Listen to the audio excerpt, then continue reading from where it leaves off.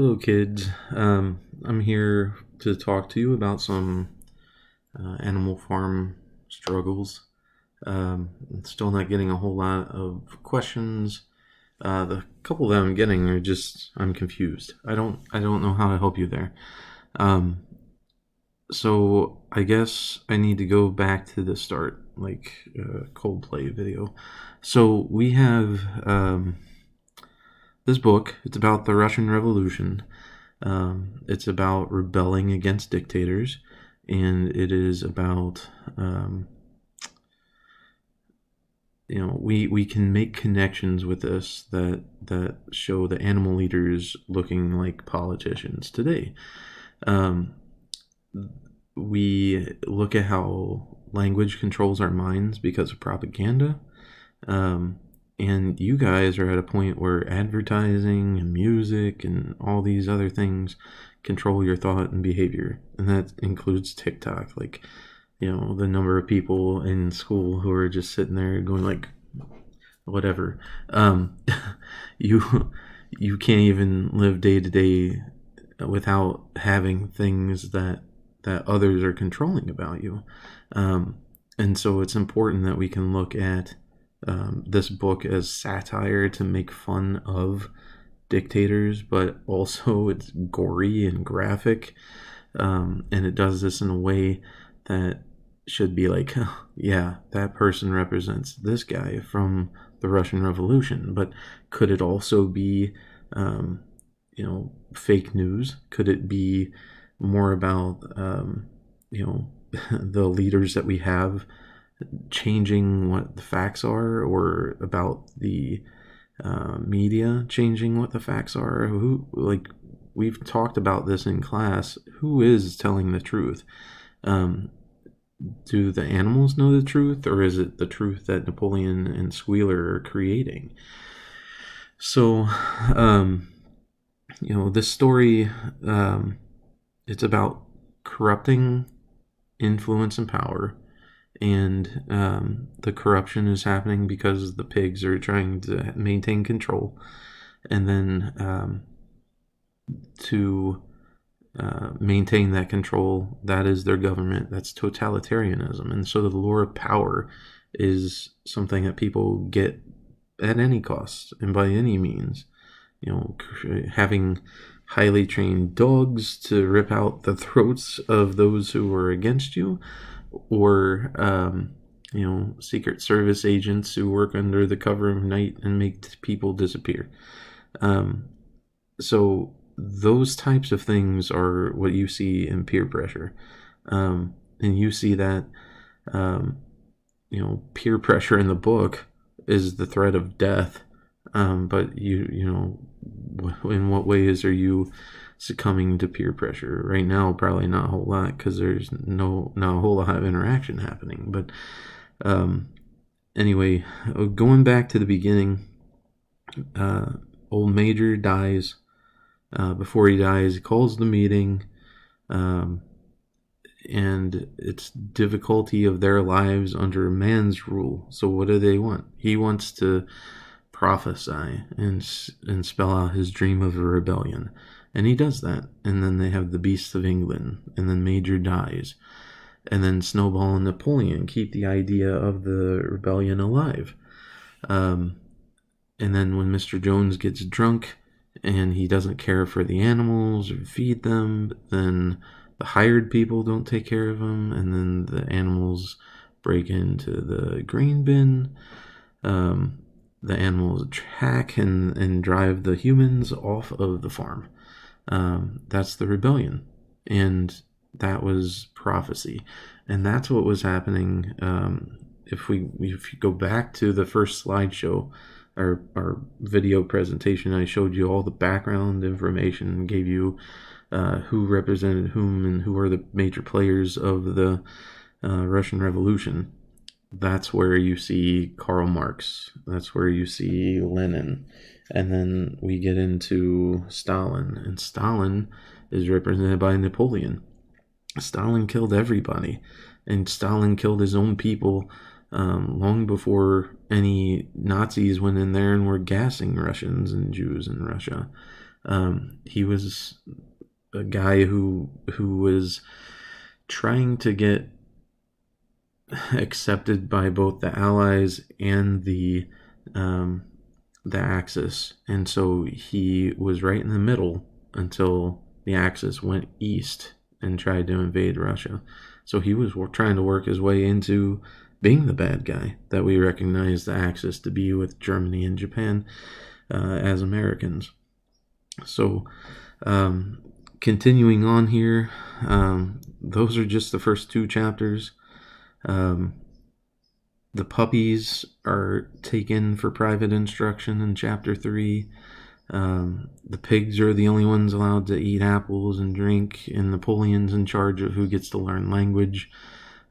Reducing the commandments to 4 legs good, 2 legs bad is just kind of like you're too dumb to understand all the other things. As long as you remember these things, 4 legs good, 2 legs bad, then I can control everything else, because I'm still an animal. I still have 4 good legs, and 2 bad legs are humans. So this is the way that the creation of propaganda is getting started, even in chapter 3. The Beasts of England is a song that was created early on, and everyone is singing that song and humming that song, and then Mr. Jones comes back to recapture the farm. Snowball leads the animals in defending it, but then where does he go?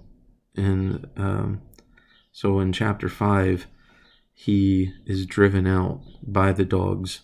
The guard dogs attack, and so we see bravery awarded to Snowball for his leadership in the first battle of the cowshed, and then you see Boxer and the sheep that was killed. And then in chapter 5, Snowball gets removed, and Napoleon disagreed with his ideas and diagrams and urinated on them. And so this is using power to take control. And so that happened in chapter 5, and then as we just keep on going, chapter 6, the animals are working insane amounts of hours, 60-hour weeks or longer, including Sundays. And, there's some joy to doing it on their own. And so, like if you're reading all of this book and I'm not helping you at all, and you feel like you're really understanding it, you're probably like patting yourself on the back. But this is a difficult novel, and it's a tough one to read without as much background information and the interacting that I'd love to have with you. But the pigs move into the farmhouse in chapter 6. They begin trading with other farms. They sell materials, and they're living in the farmhouse, living like humans. That's exactly what they're not supposed to be. But they get to do that because they're smart and they're in charge. And how do they maintain that? Well, they've got these dogs that attack the other animals for not agreeing with them. So the 4th commandment now said in chapter 6, no animal shall sleep in a bed with sheets, as in begin sleeping in bed. You're not supposed to even do that. So the windmill blows down in chapter 6. Napoleon accuses Snowball of destroying it. I mean, it's been going on, and I don't like politics, but think about what's going on right now. Who's to blame for this virus? Everybody but the current leadership. It's Obama's fault because of how he did H1N1.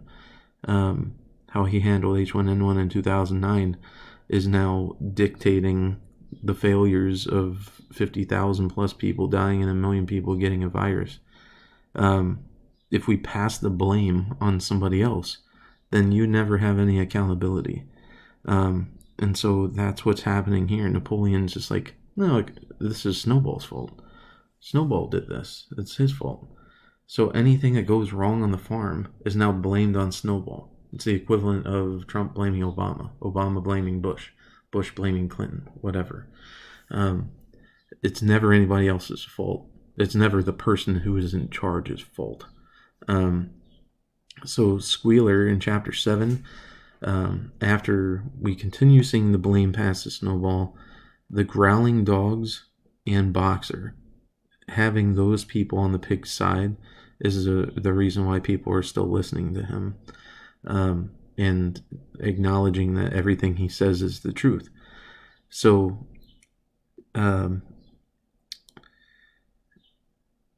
he says that Snowball has always been with Jones and that he was a traitor in the Battle of the Cowshed, and that's not the way the Boxer remembers it. And then a few days later, after he had talked about Snowball being a traitor, the dogs attacked 4 pigs who had protested Snowball's guilt. And because they didn't go against what they knew was the truth, the dogs ripped their throats out, killed them. And this is how dictators scare, and this is how dictators maintain power. Why did everyone agree with Hitler? Well, for one, they were probably on drugs, as we talked about when we were talking about that in Night.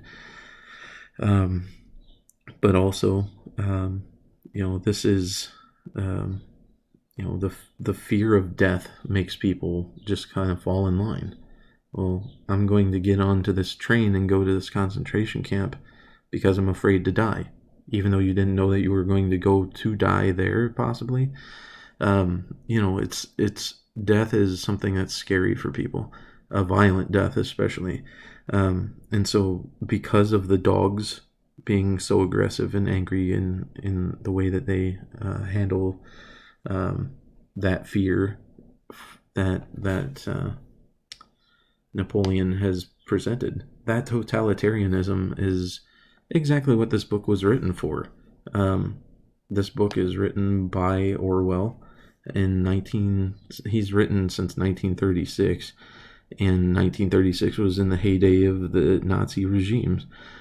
It was in the heyday of the Russian Revolution, and these different totalitarian regimes like Stalin, like Lenin before him, taking control of Russia. So I have a few minutes here. I want to make sure that I cover this book has themes in totalitarianism, which you should know from history class, which you should know from our discussions from Night and Refugee. That's total control by one person, and Napoleon is that person, and he's just got other creatures around to maintain that power for him. Another one is revolution, which we've obviously seen the animals rebel and want to change things, but then corruption comes in from those revolutions. Like, think about the Constitution, think about the Bill of Rights, think about all of the founding fathers in the United States. Do you think that this is what the government was supposed to look like right now in the United States when the American Revolution happened and the early ideas?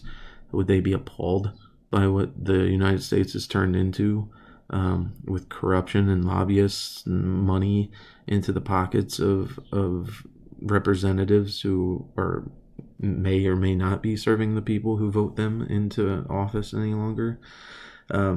So corruption is part of government, and it's especially a part of part of totalitarian and dictatorships.